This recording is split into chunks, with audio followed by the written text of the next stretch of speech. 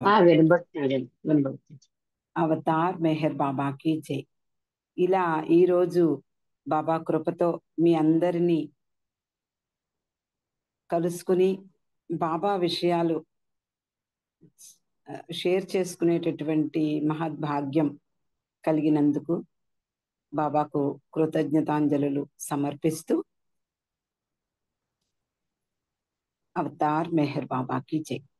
ఈ పాటలో ఇంతకు ముందే విన్నటువంటి ఈ పాటలో కోరికలు లేని కోరికను కోరుకోమని చెప్పి ఆ పాటలో ఒక సందేశాన్ని వినిపించారు. అదే చెప్పుకునే ప్రయత్నం చేద్దాం. బాబా అంటారు, wage wars against your desires and godhood will be your victory. అంటే కోరికలపై యుద్ధం ప్రకటించు, దివ్యత్వం నీ స్వంతం అవుతుంది. నిజానికి మనకి ఈ కోరికలు ఎక్కడి నుంచి వచ్చాయి?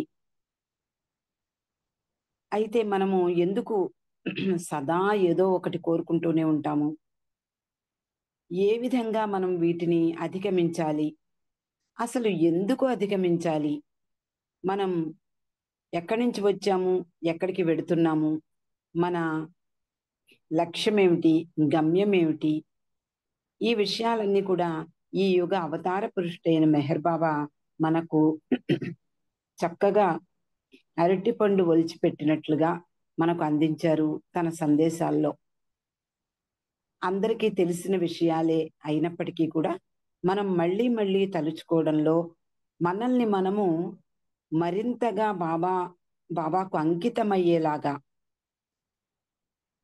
మరింత అవకాశం, మరింతగా మనకి ఆ వెసులుబాటు కలుగుతుంది.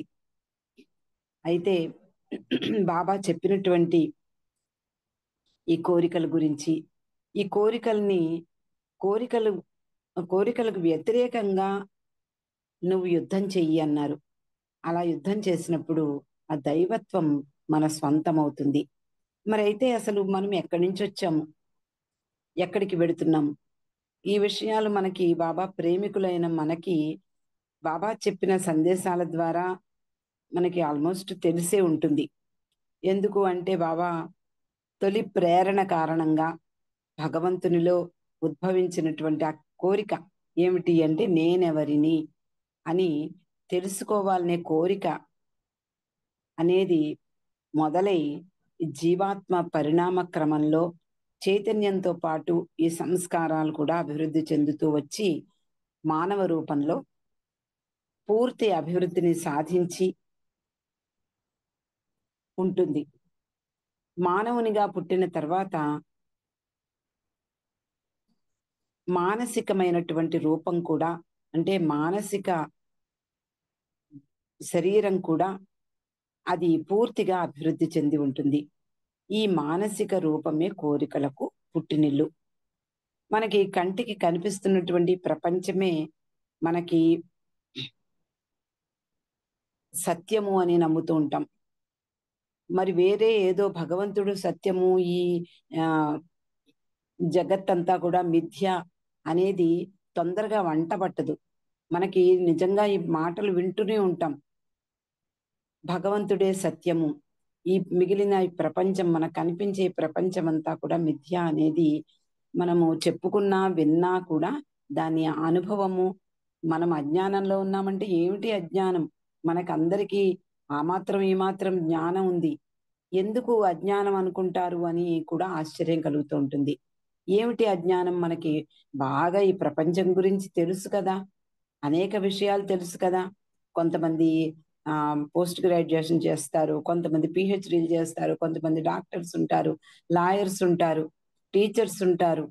ఎంతో మంది ఎన్నో అభివృద్ధి పదంలో నడుస్తూ ఉంటారు. కానీ మరి ఇంకా అజ్ఞానం ఏమిటి అనేటటువంటి ఆలోచన, సందేహం మన అందరికీ కూడా కలుగుతుంది. నిజానికి బాబా ప్రేమికులమైన మనకి ప్రతి క్షణము ఆయనకి కృతజ్ఞతలు చెప్పాల్సిందే.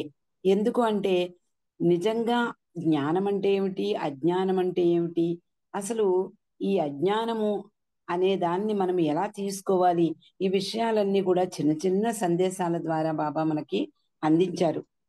కాబట్టే మనము ఈ విధంగా ఆయనను మాత్రమే పట్టుకుని, ఆయన కొంగును పట్టుకుని విడవకుండా ఆయనతోనే మనము జీవితాల్ని గడుపుతున్నాము అంటే ఆయన పెట్టినటువంటి, ఆయన ఇచ్చినటువంటి ప్రేమ కారణం.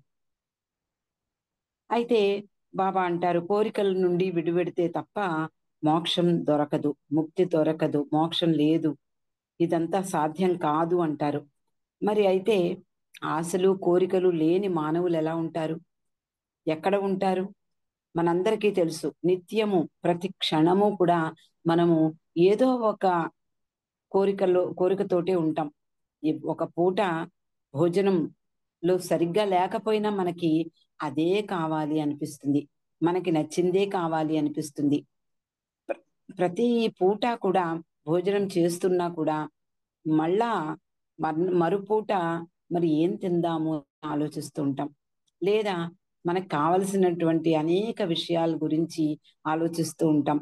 ఈ ఏడాది దీన్ని టార్గెట్ గా చేసుకోవాలి, ఒక 1,00,00,000 సంపాదించాలి. ఇలాంటివన్నీ కూడా మనము ప్రతినిత్యము అనుక్షణము ఈ కోరికలు మనలో ఉద్భవిస్తూనే ఉంటాయి. ప్రతి ఒక్కరూ ప్రతి క్షణము ఏదో ఆలోచనలతో నిమగ్నమైపోతూ ఉంటారు, ఏదో కావాలని కోరుతూనే ఉంటారు. మానవునిలో ఈ కోరికలు ఎవరు సృష్టిస్తారు? ఏమిటి ఆలోచనలకు మూలం ఏమిటి? మరి బాబా బాబా ప్రేమికులమైన మనకందరికీ తెలుసు, మనసే ఈ కోరికలకు కారణం. అందుకనే బాబా మనోనాశ్ అన్నారు. మనస్సు నశిస్తే ఇంకా దాని గురించిన వర్రీ వర్రీ లేదు. అందుకనే బాబా డోంట్ వర్రీ బీ హ్యాపీ, అక్కడ ఆ సందేశం చాలు మనకి మోక్షం మన చేతిలోకి రావడానికి. డోంట్ వర్రీ బీ హ్యాపీ అనడంలో ఎంత గాఢమైన లోతైన మీనింగ్ ఉందో మనము ఒక్కసారి ఆలోచిస్తే మనకే అర్థమైపోతుంది. వర్రీ లేకుండా క్షణం అవ్వదు. ఈ ప్రతి దానికి ఏదో ఒక దాని కోసం మనం మన ఏదో చిన్న కోరిక పెద్ద కోరిక వీటితోటే ఉంటూ అవి తీరకపోతే వర్రీలే ఉంటాయి మనకి. ప్రతి క్షణము మనం అనుకున్నది జరగకపోతే వర్రీయే ఉంటుంది. కానీ బాబా ఎప్పుడు కూడా నాకన్నీ వదిలిపెట్టేయండి, నాకన్నీ అన్నిటినీ కూడా నా వరకు నాకు సమర్పించండి, నేను మహాసముద్రం లాంటి వాణ్ణి, ఆ సముద్రంలో మీరు వేసేటటువంటి పువ్వులు, కొబ్బరికాయలు, లేకపోతే పూజా ద్రవ్యాలు, లేకపోతే మీకు అక్కర్లేనివో ఏవి వేసినా నేను స్వీకరిస్తాను. అలాగే మీకు అవసరం లేని చెత్త, చెదారం అంతా కూడా నాలో వేసినా నేను దాన్ని కూడా ఇముడ్చుకుంటాను. నేను అండగా మీకుంటాను. ప్రతి క్షణము మీతోనే ఉంటాను. మీ ఊపిరి కంట దగ్గరగా ఉన్నాను. మరి ఎందుకు ఎందుకు మీరు నన్ను సంతోషపెట్టడానికి మీరెందుకు ప్రయత్నించరు? అంటే ప్రేమే కారణం. ప్రేమ అనేది ఉన్నట్లయితే ఆ ప్రేమ ఆయన పట్ల చూపించాలి అంటే ఆయన సంతోషాన్నే కోరుకుంటాం. ఆయన సంతోషాన్ని కోరుకున్నాము అంటే మన కోరికలన్నీ కూడా వెనకబడిపోవాల్సిందే.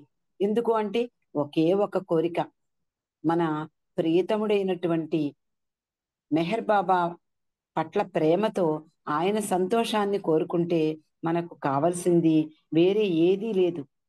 కాబట్టి మనము ఎంత ఆలోచించినా కూడా దీనికి మార్గం అనేది బాబా సందేశాల్లోనే దొరుకుతుంది. ఏమిటి? కోరికలను కోరుకోవద్దు అంటే అవసరాల్ని నేనే తీరుస్తాను అంటారు. అవసరము అనేది అంటే ఒక ఎడారిలో ప్రయాణం చేస్తున్నటువంటి వ్యక్తి దాహంతో అలమటిస్తున్నప్పుడు అతనికి నీరే కావాలి కానీ ఒక లెమన్ జ్యూస్ కానీ లేకపోతే ఒక ఫ్యాంటా కానీ అక్కర్లేదు. కావలసింది ఏమిటి అంటే అక్కడ నీరు మాత్రమే, మంచి నీరు కావాలి. అలా మంచినీరు కావాల్సినటువంటి పరిస్థితిలో నాకు లెమన్ సోడా అడిగితే ఎలా ఉంటుంది బాబాకి? ఏమిటి ఈ కర్మ?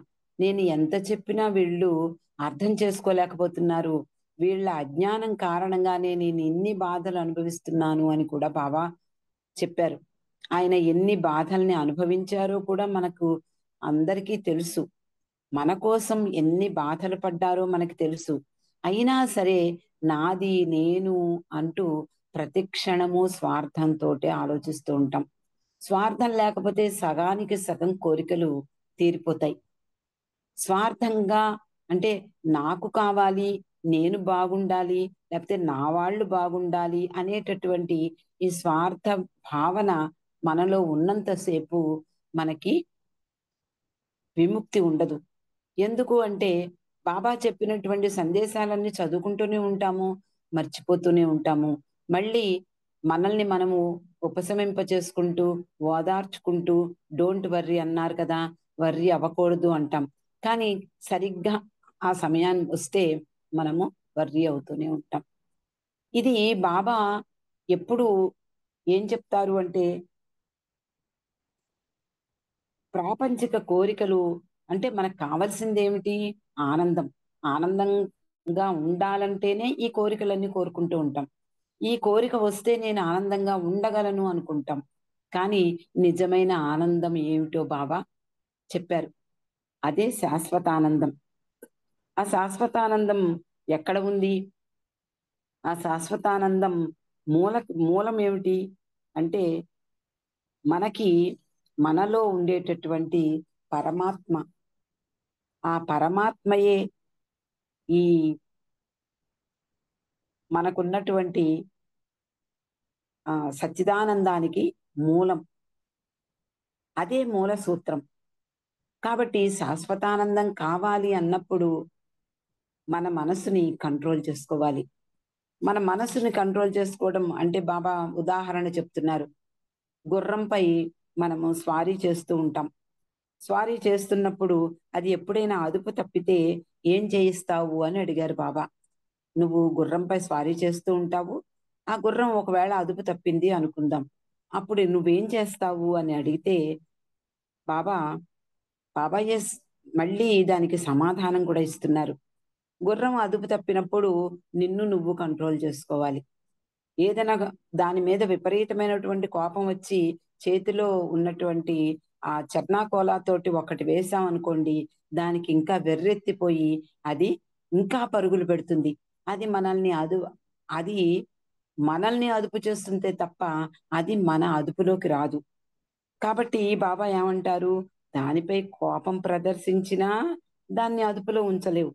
నీ మనసును అదుపులో పెట్టుకోకపోయినా దాన్ని అదుపులో ఉంచలేవు. ఎందుకంటే కోపం రాకుండా నువ్వు కంట్రోల్ చేసుకుంటే అంటే మనసు అదుపులోకొస్తే అది నీ మాట వింటుంది. గుర్రం కూడా మనసు లాంటిదే. ఆ గుర్రం నీ మాట ఎప్పుడు వింటుంది అంటే దాన్ని అదుపులో పెట్టుకున్నప్పుడు మంచిగా ఉంటుంది. మన పట్ల మంచిగా ప్రవర్తిస్తుంది. అది మనసులాగే అది కూడా మనల్ని మనకి లొంగి ఉంటుంది. మనల్ని లొంగ తీసుకుంటే మాత్రం మనము దానికి బానిసలమైపోతాము. గుర్రం ఏ విధంగా ఎలా పడితే అలా పరుగులెడుతూ, దాన్ని ఇష్టం వచ్చినట్లుగా పరుగు పెడుతూ, అది కంట్రోల్ తప్పి మనల్ని దాంతో పాటు మనల్ని కూడా కింద పడేస్తుంది. కాబట్టి మనం దానికి లొంగిపోతే మాత్రం అది పూర్తిగా అదుపు తప్పి మనల్ని అపాయంలో పడేస్తుంది అంటారు బాబా. అందువలన కోరికలను తీర్చుకోవాలి అనేటటువంటి ప్రశ్న పక్కన పెట్టి, ఏ విధంగా మనము తృప్తిగా జీవించాలి? దానికి ఆపోజిట్ ఏమిటి? తృప్తి. దానికి కావాల్సిందేమిటి? రెమెడీ ఏమిటి? అంటే కోరికలు అనేటటువంటి గుర్రం అదుపు తప్పినప్పుడు దానికి కావాల్సిందేమిటి? తృప్తి అనేటటువంటి మందు వెయ్యాలి. ఆ తృప్తి అనేది ఏమిటి? మన మనకి ఏం ప్రాప్తించిన ఈరోజు మనము చారు అన్నం తినేటటువంటి యోగం ఉంది అన్నప్పుడు ఇదేనా నయం కదా! మనకి ఈ మాత్రం లేని వాళ్ళు ఎంతో మంది బాధపడుతూ ఉన్నారే! మనం ఈరోజు దీంతో మనం తృప్తి పడదాము. ఉన్న దాంట్లో నలుగురికి పెట్టుకుని, ఉన్న దాంట్లో మనం తృప్తి పడితే మనకి బాబాని సంతోషింపజేసినట్లే. అప్పుడు ఆ తృప్తితో మనం జీవించగలిగితే ఆ బాబాకి కావలసినటువంటి విషయం మనలో ప్రవేశించినట్లే అవుతుంది. ఒకసారి బాబా దగ్గరికి ఒక మంచి దృఢంగా ఉండేటటువంటి ఒక వ్యక్తి, అంటే చాలా బలిష్టంగా ఉన్నాడు. అతడు వచ్చాడు. అతడు చాలా సంపూర్ణ వైరాగ్యంతో ఉన్నాడు. నిస్సంగ భావం ఇవన్నీ ఉన్నాయి అతనిలో. అతడు అంటే బయటికి మాత్రం బాగా కనిపిస్తున్నాడు. ఒక మంచి సాధువులాగా. మెడలో రుద్రాక్షలు వేసుకున్నాడు. మంచి ఆహ్, కాషాయ వస్త్రాలు ధరించాడు. చేతిలో జపమాలుంది. ఓహో! ఇది ఎంత గొప్ప సాధువు అనుకునేలాగా ఉన్నాడు. అతడు వచ్చి బాబా దగ్గరికొచ్చి, హరిద్వార్ వెడుతున్నాను. రైలు ఛార్జీ కొరకు తన వద్ద సొమ్ము లేదు అని చెప్పి సహాయం చేయమని అడుగుతాడు బాబాని. బాబా అంటారు, నిజమైన సాధువు మనస్సుని అదుపులో చేసుకుంటే అంటే అదుపులో చేసుకుంటూ సాధన చెయ్యాలి అంటారు. అది కోరికే కదా! రైల్లో వెళ్ళాలి అనేటటువంటి ఒక కోరికతో అతడు బాబా దగ్గరికి వచ్చినప్పుడు, నిజంగా భగవత్ ప్రేమికుడు అయ్యుంటే కాలినడకన వెళ్ళాలి. కాలినడకన వెళ్ళలేని పరిస్థితుల్లో ఉంటే కనీసం ప్రయత్నం చెయ్యాలి. కాబట్టి బాబా అంటారు, "నువ్వు నీ మనసునే అదుపులో చేసుకోలేకపోతున్నావు. అదుపులో పెట్టుకోలేకపోతున్నావు. హరిద్వార్ వెళ్లి నువ్వేం సాధిస్తావు? నువ్వేం సాధించగలవు? ఒకవేళ భగవంతుని పట్ల నిజంగా ప్రేమ ఉప్పొంగిపోతూ ఉంటే, అది రైలా, బస్సా లేకపోతే నడిచి వెడుతున్నానా అనే ధ్యాస కూడా ఉండకుండా, ఎలాగైనా భగవంతుడిని దర్శించాలనే ఉద్దేశంతో నువ్వు ఎటువైపు నడుస్తున్నావో కూడా తెలియకుండా అలాగే ప్రయాణం చేస్తావు. కాబట్టి ఎన్ని కష్టాలే వచ్చినా కూడా ఎదుర్కోవాలి ధైర్యంతో. నీ సాధన అలా ఉంటే కనుక నీ మనసును నువ్వు నిగ్రహించుకోగలవు. నీ ఆలోచనల్లో మార్పొస్తుంది. కోరికలు ఆటోమేటిక్‌గా తగ్గిపోతాయి. కాబట్టి కోరికలు త్యజించడము అనే దాన్ని బాబా చెప్తున్నారు. ప్రపంచాన్ని వదిలి తపస్సు చేయాలా? కోరికలను వదిలేయమంటే నువ్వు ప్రపంచాన్ని వదిలి ఆహ్, తపస్సులు చెయ్యక్కర్లేదు. కొండల్లోనో, గుహల్లోనో ఆహ్, బాగా గెడ్డాలు పెంచుకుని, జుట్టు పెంచుకుని ఆ చలిలో వణుకుతూ భగవంతుని మీద ధ్యాన సాధన చెయ్యక్కర్లేదు. ప్రపంచంలోనే ఉంటూ భగవంతుణ్ణి సంతోషపెట్టేలా, భగవంతుణ్ణి ప్రేమిస్తూ గమ్యం సాధించవచ్చు అంటారు. కాబట్టి మానవత అనేది దివ్యత్వంతో కూడుకునే ఉంటుంది. ఆధ్యాత్మికత అంటే జీవితం కంటే దూరం కాదు. జీవితంలో ఆధ్యాత్మికతను మేళవింప చేసుకొని, అంటే కలుపుకొని మనము జీవితం సాగించినట్లయితే అది మనకి అనేకమైనటువంటి ఆహ్, లాభాలు చేకూరుస్తుంది. కాబట్టి ఈ ప్రపంచం పట్ల అంటే ప్రపంచంలోనే జీవిస్తూ ప్రపంచం పట్ల విముఖత కలిగి ఉండమంటారు. అంటే ప్రపంచం పట్ల విముఖుడై భగవంతుని పట్ల ముఖం తిప్పి దాన్ని ప్రపంచాన్ని ఏదో ఒక పాజింగ్ షో అంటారు బాబా. అంటే పాజింగ్ షో అంటే పాజింగ్ క్లౌడ్స్ అంటారు మనకి. ఆహ్, ఆకాశం మేఘావృతమై ఉన్నప్పుడు అవి ఒక్కొక్కప్పుడు గాలికి వెళ్ళిపోతూ ఉంటాయి. ఒక్కొక్కసారి కొంచెం, కొంచెం వర్షం పడి అవి కూడా మబ్బులు దూరం అయిపోతూ ఉంటాయి. మళ్ళీ సూర్యుడొచ్చేస్తూ ఉంటాడు. అలాగా వచ్చి పోయే కష్టాలు ఇవన్నీ కూడా మేఘాల్లాంటివి. అవి వెళ్ళిపోతూనే ఉంటాయి. మళ్ళీ కొత్తగా వస్తూనే ఉంటాయి. మళ్ళీ అవి కూడా వెళ్ళిపోతూనే ఉంటాయి. తప్ప అవేమీ నిలవ ఉండిపోవు. అక్కడ మనకి ఆ కష్టాలు లేపోతే బాధలు ఇవేమీ ఎప్పటికీ ఉండిపోవు. ఎప్పుడైనా సరే అవి అలా అలవోకగా వెళ్ళిపోతూనే ఉంటాయి. కానీ అవి వాటి బారిన మనం పడినప్పుడు మాత్రం మనము ధైర్యంగా వాటిని ఎదుర్కోవలసి ఉంటుంది. కాబట్టి ప్రపంచంలోనే జీవిస్తూ, మనకు ఉన్నటువంటి విధులను, బాధ్యతలను నెరవేరుస్తూ, వాటికి అంటిపెట్టుకోకుండా నేనింత చేశాను, నేనంత చేశాను, వాళ్ళకి ఉపకారం చేశాను, వీటిని గురించి ఏమాత్రము పట్టించుకోకుండా, ఎంత మాత్రము నేను చేశాననే భావన కూడా విడిచిపెట్టేసి జీవితంలో ఉన్న దానితో సంతృప్తి కలిగి ఉంటే ప్రాపంచిక కోరికలను అదుపులో చేసుకోగలవు, అదుపులో పెట్టుకోగలవు. అలా అదుపులో పెట్టుకున్నప్పుడు ఆధ్యాత్మికత అంటే ఆ స్పిరిచువాలిటీ ఏదైతే ఉందో దానికదే మనకు అలవడుతుంది. దానికోసం తపస్సులు చేయక్కర్లేదు, సాధనలు చేయక్కర్లేదు, యోగ సాధనలేమి చెయ్యక్కర్లేదు.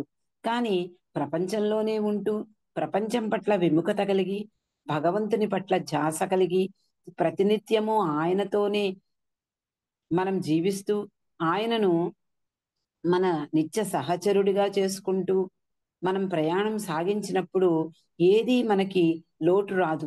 ఆయనే వెన్నంటి ఉంటాడు. మనకి హ్మ్. ఒక భాస్కర్ రాజు గారు ఒక కథ చెప్పేవారు. అదేమిటి అంటే, కష్టాలు ఏమిటి ఈ కష్టాలు? ఎప్పుడు కూడా కొంతమంది చూడండి అనేక కష్టాలు పడుతూ ఉంటారు. ఎప్పుడు చూసినా బాధల్లోనే ఉంటారు. ఎంతగా వాళ్ళు నిగ్రహించుకున్నా కూడా ఒకదాని తర్వాత ఒకటి వస్తూనే ఉంటుంది. అప్పుడు భగవంతుడు ఒక ఇది రుచి చెప్పిన విషయం అన్నమాట. రుచి సారీ మెహరాజాద్ దగ్గర ఆ పింపల్గాం గ్రామంలోకి బాబా ప్రేమికులందరినీ అంటే ఇది బాబా దేహం వదిలేసిన తర్వాత సంగతులు. వచ్చిన వాళ్ళందరినీ కూడా ఎరిచి పింపల్గాంకి తీసుకువెళ్ళేవాట. అక్కడ ఒక కమ్మరి అన్న కుండలు చేసేవాడు అక్కడ ఆహ్, ఉండడం చూస్తాడు. ఎప్పుడూ ఆ దృశ్యం చూడడం ఎరుచుకి చాలా ఇష్టం. అప్పుడు ఈ ప్రేమికులకి అందరికీ దాన్ని చూపించి, ఆ దృశ్యం చూపించి, చూడండి అతడేం చేస్తున్నాడో, ఆ కుండలు చేసేవాడు ఏం చేస్తున్నాడో చూడండి అంటారు. ఆ కుండ చక్రం మీద మట్టి ముద్ద పెట్టి, దాన్ని షేప్ తీసుకొచ్చి కుండలా తయారు చేసి, ఆ కుండని సవరించడానికి ఆ కుండ చేత్తో పట్టుకుని, ఎడం చెయ్యెత్తిని ఆ కుండ లోపల పెట్టి పైనుంచి సుత్తి దెబ్బలు అంటే మెత్తటి మట్టి కదా! దాన్ని ఎక్కడ క్రాక్స్ లేకుండా చేయడం కోసం దాన్ని పైన తడుతూ ఉంటాడు. ఆ తడుతూ ఉంటూ కింద సపోర్ట్‌గా ఎడమ చేతిని పెట్టి అది ఏమాత్రము అంటే దానికి ఏమాత్రము చిట్లకుండా జాగ్రత్తగా దీన్ని అదిమి పెట్టి పైనుంచి దెబ్బలు కొడుతూనే ఉంటాడు. అలా భగవంతుడు ఇచ్చేటటువంటి దెబ్బలు, బాధలు, కష్టాలు, నష్టాలు ఇవన్నీ ఒక ప్రక్కన ఉంటూనే, అడుగు నుంచి ఆయన సపోర్ట్ ఇస్తాడు.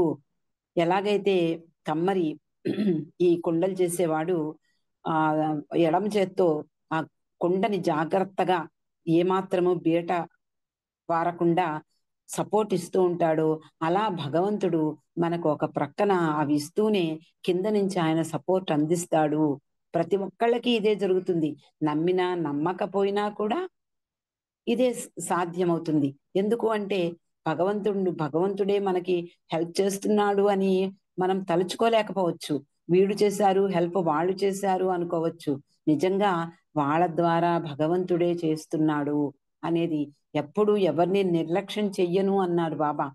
అంతే కాకుండా విపరీతంగా నన్ను ధ్యానించే వాళ్ళని అసలు నిర్లక్ష్యం చెయ్యను. నన్ను ప్రేమించే వాళ్ళని నేను ప్రేమిస్తాను. నన్ను సంతోషపెట్టే వాళ్ళని గురించి నేను పట్టించుకుంటాను అంటారు బాబా. కాబట్టి సాధారణ ప్రజలందరూ కూడా భౌతిక లేక ప్రాపంచికమైనటువంటి కోరికలను తీర్చుకోవడంలో మునిగి ఉన్నప్పుడు అవి తీరే వరకు అతడు దేని మీద ధ్యాస పెట్టడు. దృష్టి నిలపలేడు. ఆ సమయంలో ఒక సద్గురువు తారసపడినా కూడా అతన్ని పట్టించుకునే శక్తి అతనికుండదు. ఎప్పుడైతే కోరికలకు దూరంగా ఉంటామో, ప్రపంచంలో విషయాలన్నిటికీ పక్కన పెడతామో, అప్పుడు మనకి హృదయం విశాలమవుతుంది. ఆ హృదయంలో భగవంతుడు తిష్ట వేస్తాడు. కాబట్టి తమ కోరికలను నెరవేరుస్తాడని భగవంతుడిని ఆశ్రయించడం కానీ, లేకపోతే గురువుల్ని ఆశ్రయించడం కానీ కొంతమంది చేస్తూ ఉంటారు.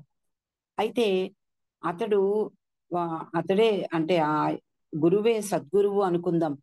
ఆ సద్గురువు అతనిలో అతనిని ఆధ్యాత్మిక మార్గంలోకి నడిపించడం కోసం అతడు ఇతని అడిగినటువంటి కోరికలను కూడా తీర్చడానికి అవకాశం ఉంటుంది.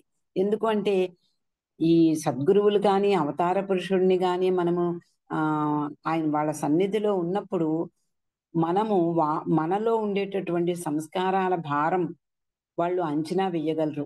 బాబా అవతార పురుషుడైన మెహర్ బాబా దగ్గరికి ఎంతో మంది వచ్చినప్పుడు, ఆయన యొక్క సహవాసులకి లేకపోతే ఆయన దర్శనానికి వచ్చినప్పుడు బాబా చెప్పేవారు, ఈ రోజు వరకు మీకున్నటువంటి సంస్కారాలన్నిటినీ కూడా తొలగింపజేస్తున్నాను. ఇంకా ఇప్పటి నుండి మీది బాధ్యత సుమా అని చెప్పేవారు. అంటే ఏమిటి? ఒక సద్గురువు దగ్గరికి వెళ్ళినప్పుడు వాళ్ళ ఎదు ఆ సాధకుడు లేదా ఆ వ్యక్తి మనసుని చదువుతాడు. అందుకనే మనసుని, హృదయాన్ని ఎరిగినటువంటి వాడు అని చెప్పి మనం ప్రార్థనలో చదువుతూ ఉంటాం. అలా ఆ గురువు అతని యొక్క భారాన్ని, సంస్కారాల భారం ఎంతుంది? అతని యొక్క యోగ్యత ఏమిటి? అతడు ఆధ్యాత్మికతను ఇట్టే పట్టుకోగలడా లేదా? ఇలాంటివన్నీ బేరీజు వేసి వాళ్ళల్లో అతనిలో చిన్న ఏదైనా కొన్ని సంస్కారాలుంటే వాటిని తొలగించడం కోసం అతని కోరికలు కూడా తీర్చగలడు. తీర్చగలిగిన శక్తి ఉంటుంది. కానీ అవసరమా? అనవసరమా? ఇవన్నీ కూడా సద్గురువులు ఆలోచించి మరి చేస్తారు అంటారు బాబా. ఇవన్నీ చాలా అరుదుగానే జరుగుతాయి. సద్గురువులు ప్రపంచానికి అంటే లాభం కొరకు అంటే ప్రాపంచిక లాభం కొరకు ఎవరైనా వస్తే వాళ్ళని అంగీకరించరు. వాళ్ళ దగ్గరికి కూడా రానివ్వరు అంటారు బాబా. కాబట్టి ప్రాపంచిక కోరికలు శాశ్వతానందానికి దారి తీయవు. సరికదా? అంతులేని బాధలకు దారి తీస్తాయి. బాబా డిస్కోర్సెస్ లో చెప్తారు. ఒక కోరిక అనే వృక్షం ఉంది అనుకుందాం. ఆ కోరిక అనే వృక్షానికి 2 ఫలాలు కాస్తాయి. ఒకటి తీయన తీయనైనటువంటి పండు, మరొకటి చేదు ఫలం. రెండింటిని అనుభవించాలి మనం. ఒక కోరిక ఉంది అంటే దాన్ని తీర్చుకునేందుకు తాపత్రయపడినప్పుడు దాని వలన వచ్చేటటువంటి ఆనందాన్ని అనుభవించాలి. దాని వలన వచ్చేటటువంటి కష్టాన్ని కూడా భరించాల్సి ఉంటుంది. అంతేకాని నాకు మంచి ఫలాన్ని అంటే తీయనైనటువంటి ఫలాన్నే నేను తీసుకుంటాను. ఈ చేదు ఫలం నాకొద్దు అంటే కుదరదు. కాబట్టి కోరిక అనే మహావృక్షానికి 2 రకాల పళ్ళు కాస్తాయి. ఆ 2 రకాల పళ్ళని కూడా నువ్వు అనుభవించవలసిందే అంటారు బాబా. కాబట్టి కోరికలు నీచమైనవి ఉంటాయి, ఉన్నతమైనవి కూడా ఉంటాయి. కాబట్టి నీచమైన వాటిని అదుపు చేయడం గొప్ప కాదు. అన్ని కోరికలను విసర్జించగలగాలి అంటారు బాబా. అన్ని కోరికలను విసర్జించగలిగినప్పుడు భగవంతుడే మనకు సహాయం చేస్తాడు. ఆ దివ్య ప్రేమ మీలోని కోరికలన్నిటినీ హరిస్తుంది అంటారు. ఆనందంగా ఉండడమే మీ హక్కు. నిజంగా హక్కు ఏమిటి? ఆనందంగా ఉండడమే. కానీ కోరికల కారణంగా విచారాన్ని మీరే స్వయంగా కొని తెచ్చుకుంటారు. అందుకనే బాబా డోంట్ వర్రీ బీ హ్యాపీ అనడంలో అర్థం ఇదే. ఆనందంగా ఉండడమే మీ జన్మ హక్కు. మీకు నిజంగా సంక్రమించినటువంటి హక్కు అదే. కానీ మీరు ఆనందంగా ఉండకుండా ఇది కావాలి, అది కావాలనే కోరికలతో సతమతమవుతూ అవి తీరితే కాసేపే ఉంటాయి. ఆ మళ్ళీ దానికి ఇందాక చెప్పినట్లుగా చేదు ఫలం, ఆ కష్టాల్ని అనుభవించవలసి ఉంటుంది. తీరకపోతే మరింతగా దానికోసం తాపత్రయపడతాము. ఒకవేళ తీరితే కూడా మరో కోరిక దాని స్థానంలో వస్తుంది. కాబట్టి కోరిక నెరవేరకపోయినా కూడా విచారానికే గురవుతూ ఉంటాం. తప్పదది. కాబట్టి కోరికలు ఈ మనము అందిపుచ్చుకునే బాబా మనకి అందించడానికి అంటే మీకు కావలసిన దానికంటా నేను అధికంగా నేనే ఇస్తాను. కానీ మీకు తెలియటం లేదు. చిన్న చిన్న కోరికలను కోరి నన్ను హ్మ్, నా స్థాయిని అర్థం చేసుకోవటం లేదు అంటారు బాబా. నేను హైయెస్ట్ ఆఫ్ ది హై అనడంలో అదే అర్థం. ఉన్నతోన్నతుడను అని చెప్పడంలో ఆయన ఉన్నతోన్నతునికి తగినట్లుగా మనము ఆయన్ని కోరాలి. ఒక ఒక రాజు సభలో ఒక బానిస కూతురు, ఈ కథ మీకు తెలిసే ఉంటుంది. ఆ ఆ రాజు తనకున్న సంపదలన్నిటినీ కూడా ప్రజల ప్రదర్శన పెడతాడు. అందరూ కూడా వస్తారు.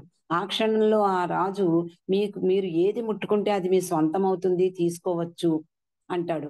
అప్పుడు ప్రజలందరూ కూడా వాటి వెంట దీనికంటా పెద్దది ఇంకా ముందుంటుందేమో, ఇంకా మరింత సంపద ఇంకా ముందుంటుందేమో అంటూ అన్నిటినీ వదులుకుంటూ ముందుకు వెడుతూ వెడుతూ ఉంటారు.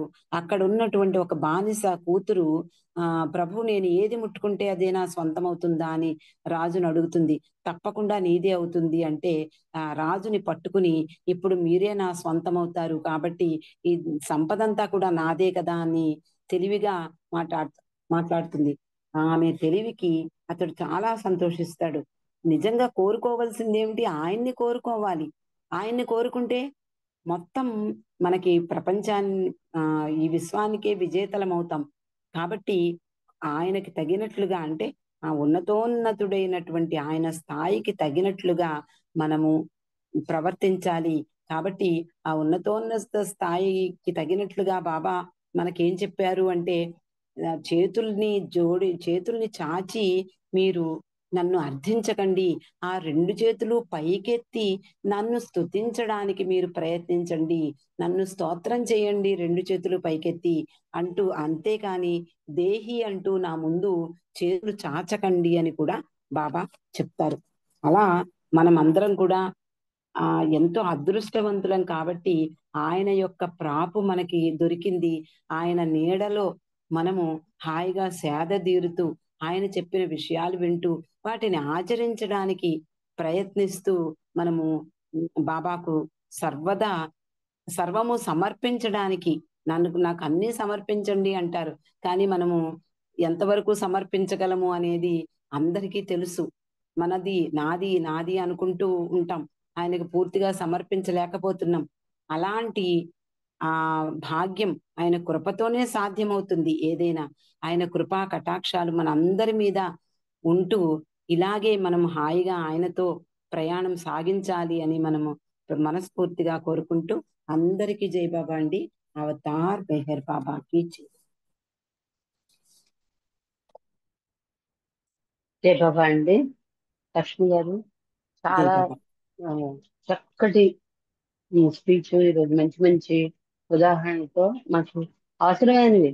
సో ఎప్పుడు విన్నప్పటికీ కూడా ఈ మనసు ఎలాంటిదంటే వింటున్నా సరే దానికి అలాగా తాన పడుతూ ఉంటారు. అంటే ఒక శిక్షణ ఇస్తూ ఉంటారు. ఆ ఆ శిక్షణ అవసరం దానికి. ఎందుకంటే ఎప్పటికప్పుడు ఈ మాయా ప్రపంచంలో పడి మర్చిపోతుంటుంది. అలవాటు దానికి ఎప్పుడు కూడా కొరడా పెట్టి కొడుతూ ఉండడం అలవాటు దానికి. అలవాటు చేయాలి. అలా మనం వింటున్న విషయాలు అయినప్పటికీ కూడా తెలిసినప్పటికీ కూడా తెలుసు అని అనుకోకుండా మళ్ళీ మళ్ళీ వింటూ ఉంటేనే అవి ఏదో ఒక నాటికి అవి మనకు ఆచరణకు వస్తాయి. కోరికల గురించి చక్కటి విషయాలు మంచి మంచి ఉదాహరణతో మాకు తెలియజేశారు. ఈ రోజు మంచి సబ్జెక్ట్ ఇచ్చారు బాబా గారు. మీ ద్వారా మాకు మంచి విషయాన్ని తెలియజేసినందుకు బాబాకు చెప్పిన మీకు కూడా జై బాబాలు ధన్యవాదాలు. బాబా వారి ప్రామాసిస్ మీకు ఎప్పుడు ఉండాలని కోరుకుంటూ ఇలాగే మాకు ప్రతి వారం కూడా మంచి మంచి విషయాలు తెలియజేయాలని కోరుకుంటూ ధన్యవాదాలు. జై బాబాలు. జై బాబా అండి. జై బాబా. ఇప్పుడు మళ్ళీ మనం సంకీర్తన చేసుకుంటాము. విశాలి ఒక సంకీర్తన చేయమ్మా. తర్వాత సుశీల గారు. జై బాబా అమ్మ. జై బాబా. జై బాబా. జై బాబా. జై బాబా. అవతార్ మెహర్ బాబా की